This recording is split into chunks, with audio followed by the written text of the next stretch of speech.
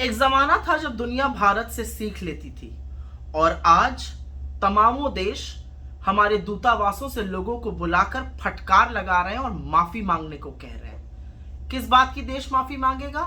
Bharatiya Janata party की एक बेलगाम प्रवक्ता ने अपने आकाओं को खुश करने के लिए बेहद घटिया आपत्तिजनक बयान पैगंबर के बारे में बोला। इससे भारतीय मुसलमानों को तो ठेस पहुंची ही, उनकी आस्था पर चोट पहुंची, लेकिन उससे मोदी जी या उनकी सरकार पर रत्ती भर भी फर्क नहीं पड़ा, जरा सी भी कान पे जू नहीं रहेंगी। लेकिन जब अरब देशों ने इस पर आपत्ति जताई, हमारे प्रोडक्ट्स का बहिष्कार होने लगा, संकट गहराया, दूतावास से ऑनवॉयज को बुलाकर फटकार लगाई जाने लगी, तब दुम दबाकर उस प्रवक्ता को उसके पद से और पार्टी से निष्कासित किया गया। और निष्कासित करते वक्त ये कहा गया ये फ्रिंज एलिमेंट थे। तो क्या भारतीय जनता पार्टी के अधिकृत प्रवक्ता फ्रिंज एलिमेंट है? यह सबसे बड़ा सवाल है। एक और बात है, कतर ने, कुवैत ने, ईरान ने हमारे दूतावास से ऑनवॉयज को बुलाकर खरी खोटी सुनाई है। और उस खरी खोटी को सुनाने के बाद और ये सुनने के बाद मैं एक सवाल पूछना चाहती हूं। एस जयशंकर जी जो बहुत दम्भ भरते हैं फॉरेन पॉलिसी का, कोई बयान इशू करिएगा या अभी हम वेट करेंगे कि अब कौन सा देश हमारी फजीहत करेगा?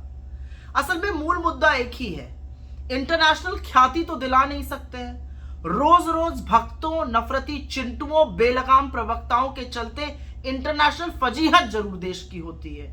तो इसको खत्म करने के लिए कोई रणनीति है इस सरकार के पास? और एक बात इससे और जरूर सीखनी चाहिए नफरती चिंटुओं को खास करके, कि नफरत सिर्फ और सिर्फ उन्माद पाती है।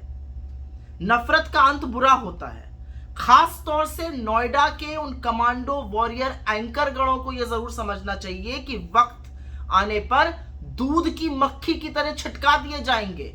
जब अपने ही प्रवक्ता को फ्रिंज एलिमेंट कह दिया तो आपका हश्र क्या होगा ये आप जानते हैं। इसलिए रोज शाम को दुकान खोलकर नफरत फैलाने का काम खत्म कर दीजिए।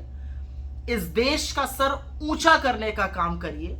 इंटरनेशनल फजीहत जो उन्मादी एंकरों, बेलगाम प्रवक्ताओं, ट्रोल आर्मी, नफरती चिंटुओं और खुद आपकी सरकार और आपके चलते भी होती है मोदी जी, उसका अंत होना चाहिए। क्योंकि देश का सर नीचा करने की अनुमति किसी को नहीं है, आपको भी नहीं।